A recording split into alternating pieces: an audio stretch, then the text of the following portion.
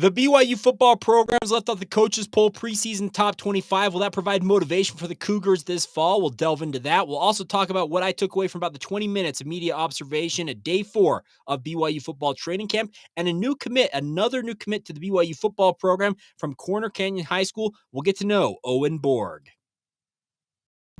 You are Locked On Cougars, your daily podcast on the BYU Cougars, part of the Locked On Podcast Network. Your team every day.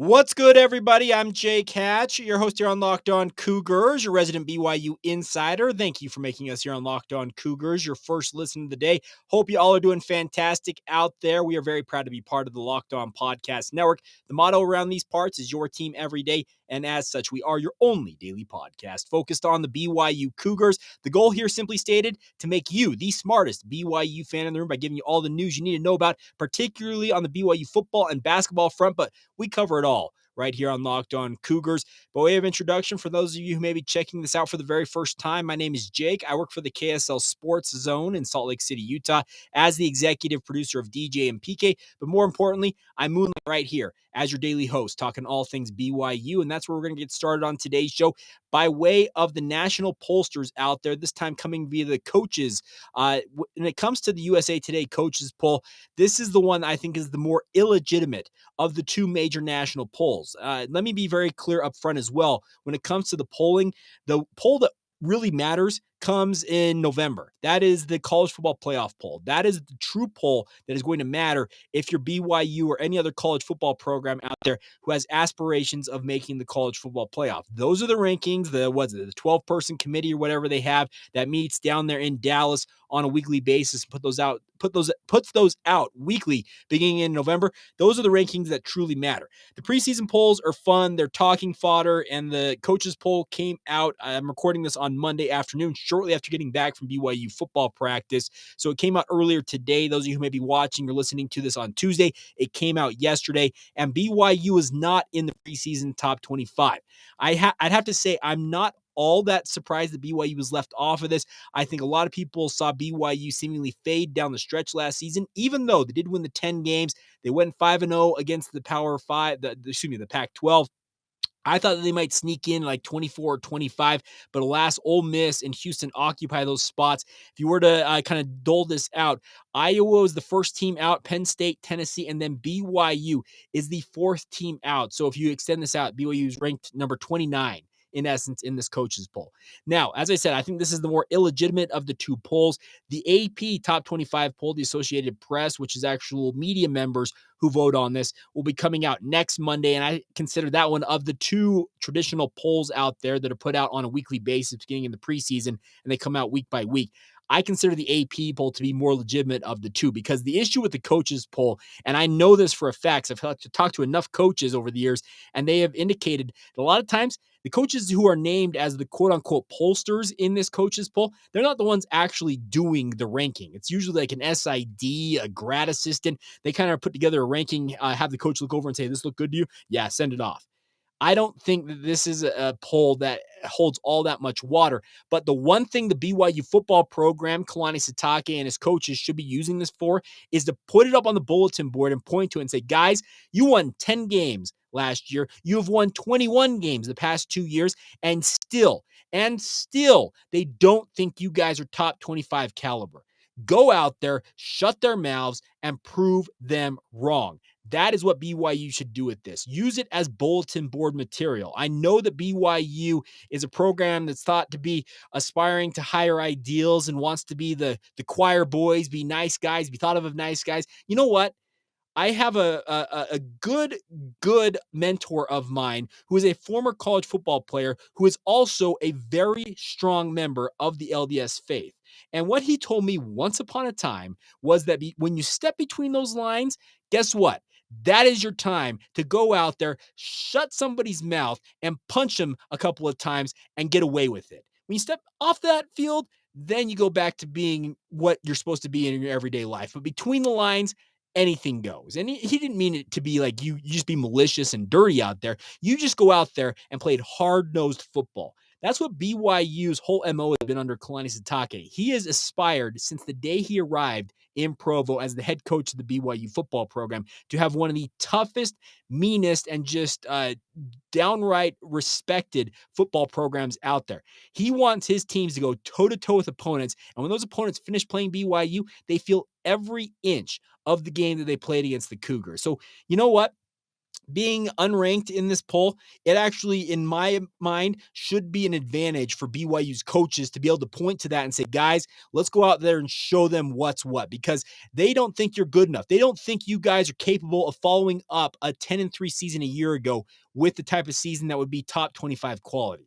I'm of the opinion, this is Jake Hatch speaking, I'm of the opinion that BYU is a top 25 preseason team. I truly believe that. This is a squad, as we've talked about, returned somewhere in the 80% realm, actually more than 80% of their offensive production, 97% of their defensive production. Why in the world would you not expect BYU to actually improve potentially on that 10-win season?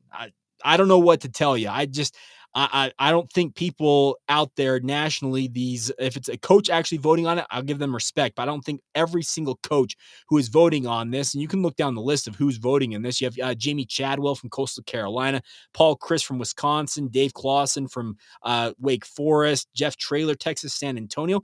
There's some interesting coaches on here, but the situation is Kyle Whittingham, University of Utah head coach, is a voter on this. There are 66 head coaches here.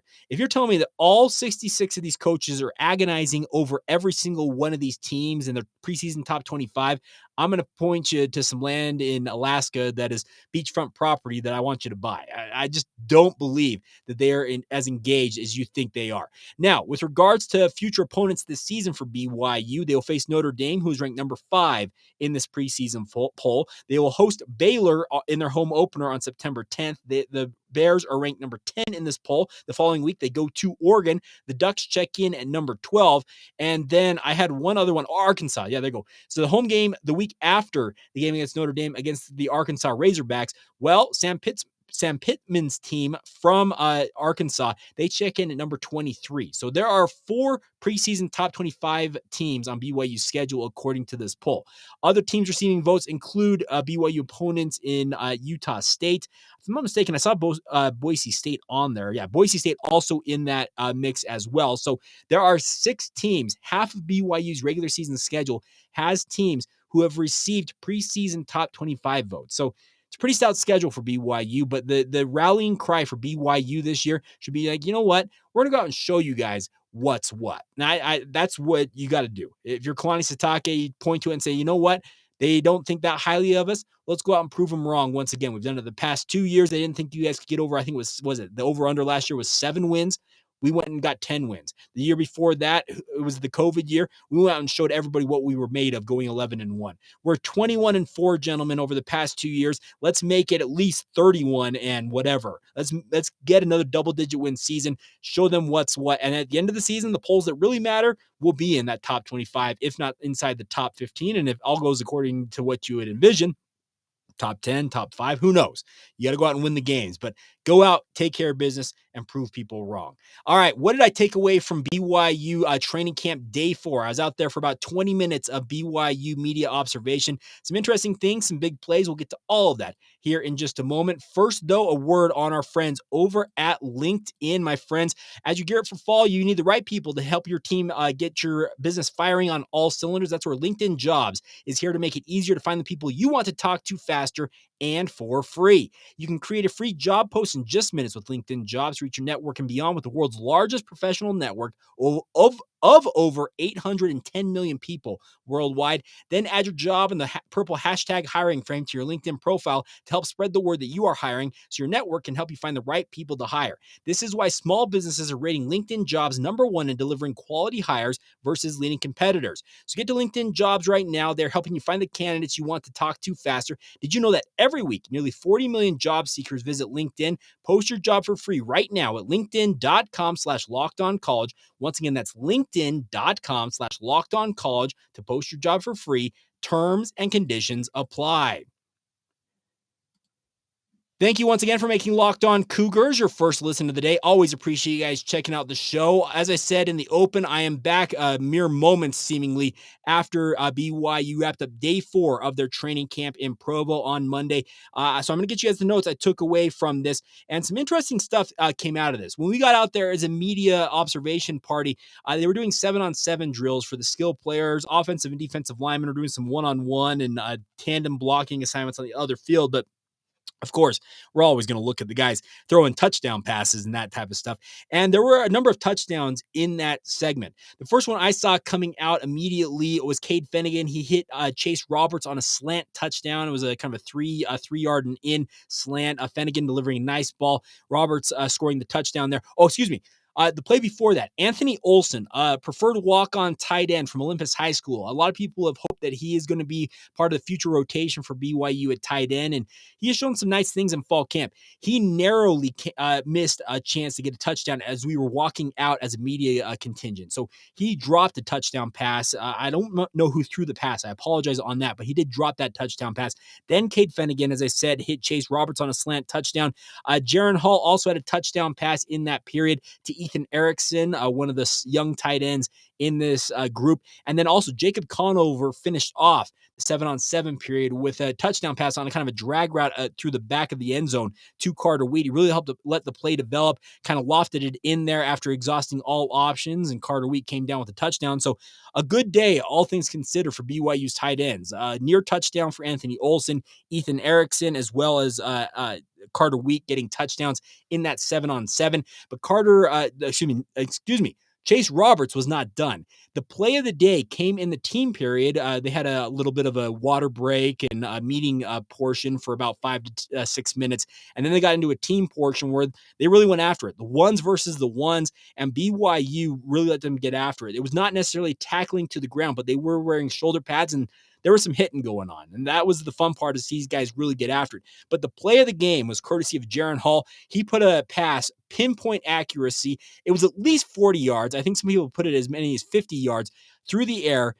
Chase Roberts down the middle of the field on a post route, and Jaren Hall put it just absolutely on the money, and Chase Roberts just hauls it in the back of the end zone for the touchdown. It was by far the play of the day. It was absolutely phenomenal. I would imagine that BYU is going to put it up on social media at some points. Keep an eye on BYU football Twitter feed, etc., for that highlight. It was impeccable in terms of the placement of the ball. It was not underthrown like some BYU fans were opining about last year with regards to Jaren Hall and some of the passes he was throwing mid-season, but it was an absolute home run ball, by far the play of the game.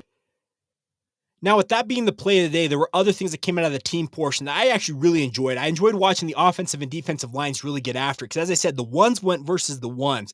Now, the first string offensive line in this portion went as follows, from left to right. So left tackle to right tackle.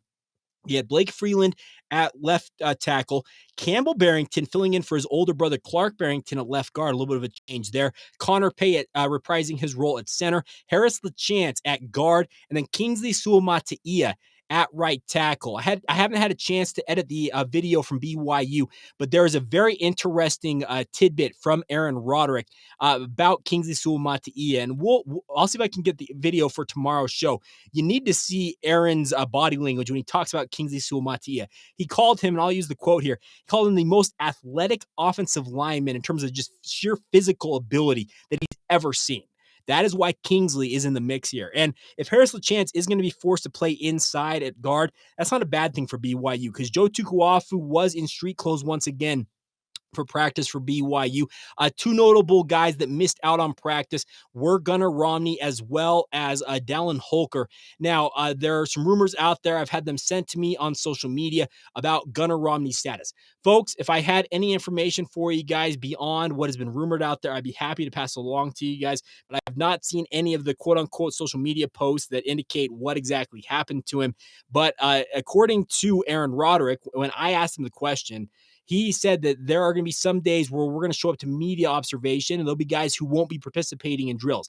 He likened it to more of like what they call a veteran day in the NFL, where just a guy, they know what they have with regards to their skill sets. And a guy like Gunnar Romney, you know what you got from him. Same thing with Dallin Holker. I know Dallin's not necessarily been in the program as long as a guy like Gunner, but you know what you got from both of those guys. They're proven commodities. Do they need every single rep in training camp to be ready for game one? Absolutely not. So if there are injury concerns, rest up, heal up, get back to 100%. The goal is game one. The goal is not tomorrow's practice. That is what you're focused on if you're BYU for those two. Now, other notes I took away from this, it was fun to see BYU run some razzle dazzle. We saw their traditional jet sweep type actions. Parker Kingston, the freshman sensation from Roy High School, had an opportunity there. Puka Nacua is being used in a multifaceted role. Of course, he is a star wide receiver for BYU. Really, really looking good there. But in addition to that, they're using him in jet sweep actions once again this year for the Cougars. So you're going to see a lot of different guys being used a lot of different ways in BYU's offense. And that's kind of how it's been since Jeff Grimes originally showed up at BYU with that jet sweep offense that he was running with Tanner Mangum under center, more of the traditional jet sweep out of a single back set. But Aaron Roderick's worked it into running it out of shotgun with quarterbacks under center, I formations. They use it all. And that's the fun part about this. It's fun to see guys like Mason Wake and Houston Haymuli out there hitting guys. They are absolute battering rams at fullback for BYU, and I absolutely enjoy watching them play. And then one thing, a lot of people have maligned this BYU defensive line. I got to say, for one practice in, like I said, 10, 15, 20 minutes of media observation, I was impressed with BYU's defensive line effort. They were lively. They were pesky. They at times held their own. There are other times they got dominated by a very good BYU offensive line. But for day 4 of training camp, I was impressed by the effort level from the BYU defensive line. They had their moments where I thought they showed some things. You'd like to see them win a few more battles, get some tackles for loss, sacks, that type of stuff. But I thought, just for my money, in terms of the short observation period that we had, I actually thought BYU's defensive line had a pretty good day, all things considered. So that's another thing I guess you can take away as a positive from today's show. Now, the final thing, as I said, Jaren hit Chase Roberts for that touchdown on the play of the game, but a guy that continues to show out in fall camp, and I have heard about him since the moment he arrived at BYU. He does this in spring ball and in fall camp, and I hear it from people. I saw it with my own eyes on a couple of plays. Cade Moore, he is a walk-on wide receiver from Lehigh High School, actually played with Dallin Holker for the Lehigh Pioneers in his high school days. Cade Moore continues to show out at wide receiver for BYU.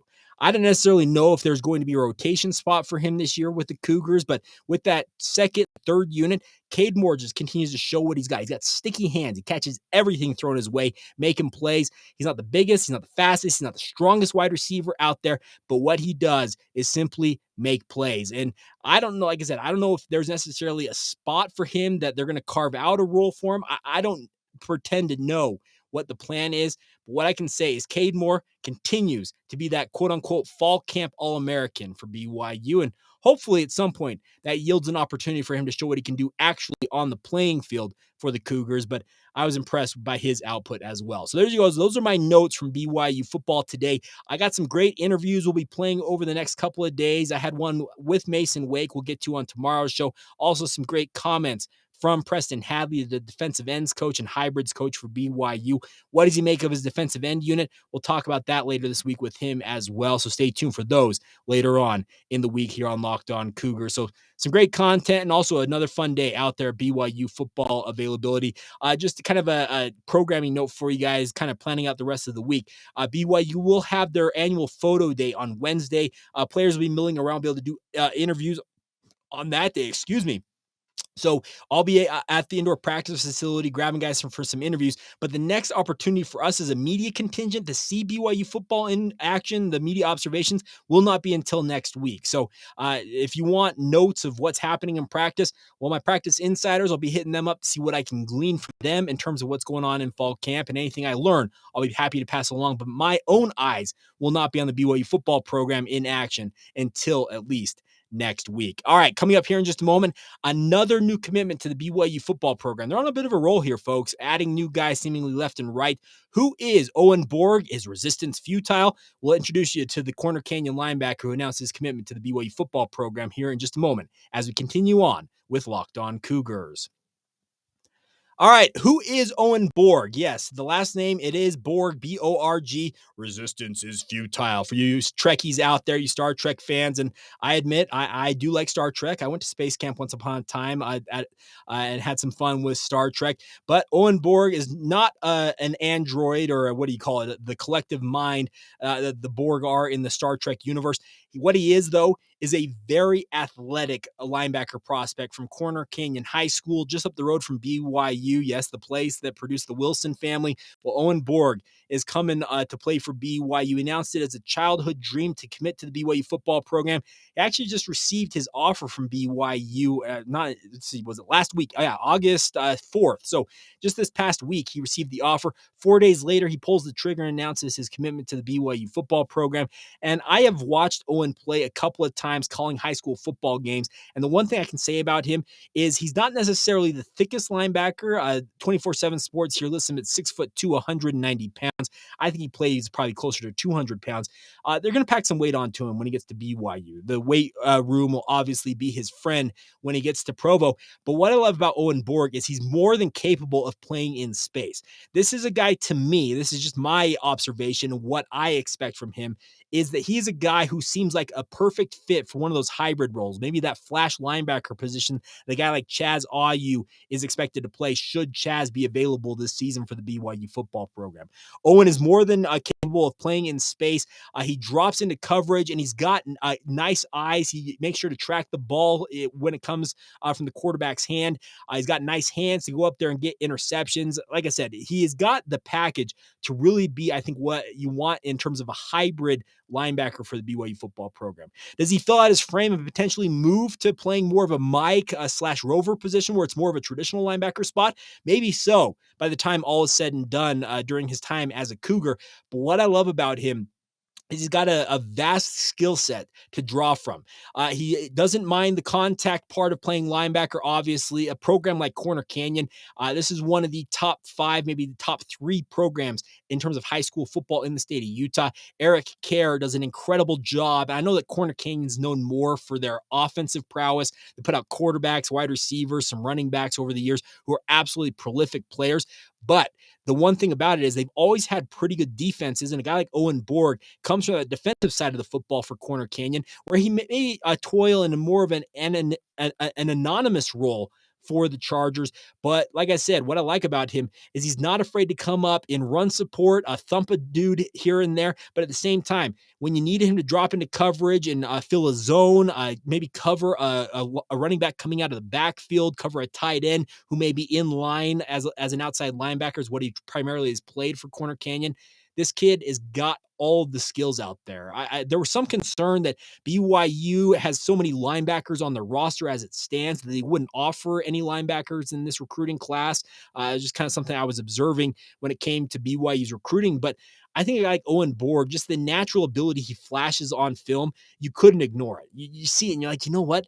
We need a guy like that in the football program. So Owen Borg, the newest member of the BYU football program, I believe that makes it, is it 13 commits for BYU in the 2023 recruiting class? It might be 12 commits, but at the same time, the 2023 recruiting class for BYU is filling up fast, but there's a lot of talent in this group. Yeah, 12 hard commits for BYU, led obviously by Jackson Bowers, who recently announced his commitment. You also got guys like Pokaya Haunga, Ryder Burton, the quarterback, Landon Chambers, Stanley Ross, but Owen Borg checking in very nicely. He is rated an 84 on the 24/7 rankings in terms of a 3-star prospect. That's actually not a bad place to start. I would imagine this upcoming season for Corner Canyon will have his opportunity to go out and impress the scouts from 24/7 Sports and hopefully raise that rating a little bit higher. But what I love about him is, like I said, he's got all of the skills to be an everything linebacker for BYU. A guy who's got the ability to drop into coverage, is also not afraid to come up in run support, can blitz. So just to me, if I were BYU's coaching staff, and trust me, you don't want me on the coaching staff, I'd be throwing guys at different positions just because I'm like, oh, that guy looks good there. These guys are far more nuanced and skilled at what they do in terms of their projections for these BYU players. But a guy like Owen Borg, to me, screams future flash linebacker sensation for BYU. I think that is the perfect spot for him in my mind. But ultimately, time will tell. 6'2", as I said, 190 pounds. So obviously, you need to put some weight onto that frame. But I trust BYU's coaching staff in terms of their projections. They believe he can fill out his frame a little bit and at the same time eventually become an impact player for the BYU football program along the way. And I, for one, cannot wait to see him in a BYU uniform. That's the other thing about this. One other note, I was wrapping things up, but one other thought that came to mind is a guy like Owen Borg. He dreamed of playing for BYU. Guys that are passionate about BYU want to live the principles that are obviously in line with the Church of Jesus Christ of Latter-day Saints, the sponsoring institution of BYU.